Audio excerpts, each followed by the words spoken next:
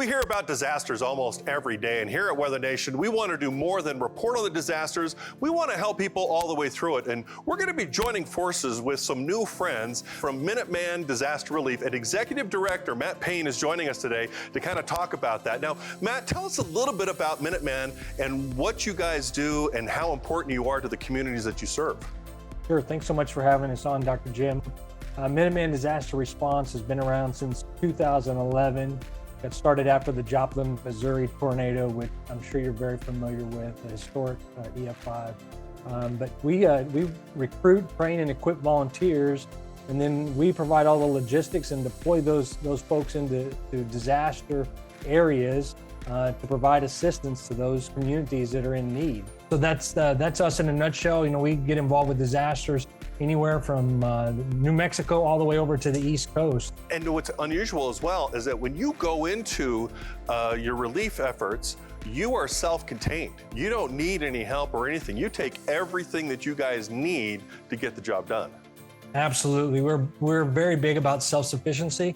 We want to go in and be a blessing to the communities that we serve and not a burden. So our teams are usually out tracking these storms pre-landfall, and then we're there on the ground immediately to provide assistance through search efforts on the ground, the air, swift water rescue, all the way through the cleanup phase. And with that, we don't require any necessities, any logistic from those communities, whether it be showers for our team, a place for them to sleep at night.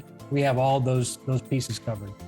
And your volunteers come from all walks of life, don't they? How does somebody become a volunteer to work with you?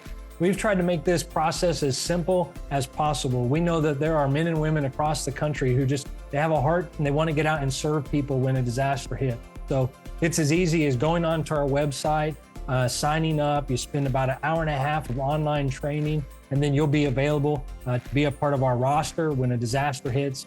Get called out and come and assist. We have men and women of all ages, from 18 to 84, I think, is our oldest gentleman, all over the country that just want to come out and help people in a time of need. And once someone does become a volunteer with you, you actually have more training to get them to higher levels of being able to help people.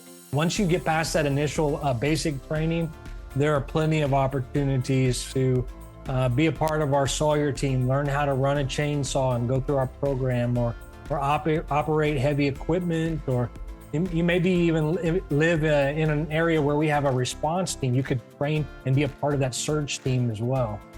What advice as a commonality would you say to anyone is the first thing that you should do to start becoming better prepared for any type of disaster? Well, I think everyone should take time to be aware of their region and what are the disasters that are common in their region, and have a plan for that. Have a plan for how you're going to care for your family. In Tornado Alley, well, we know that we have to know where our safe spot is, where we're going to take our family when those sirens go off. What are the things that we need to take with us? We want to make sure that our family has shoes on. We have things to protect our heads. We have a flashlight, our cell phone, a backup battery, all of these things to make sure that you're aware of your region. That is some great advice. Well, I'm looking forward to doing more work with you and kind of supporting each other in the process of trying to help people become better prepared, and then also in responding during those disasters. So Matt Payne, again, thank you very much for the time. I'm looking forward to our relationship in the future.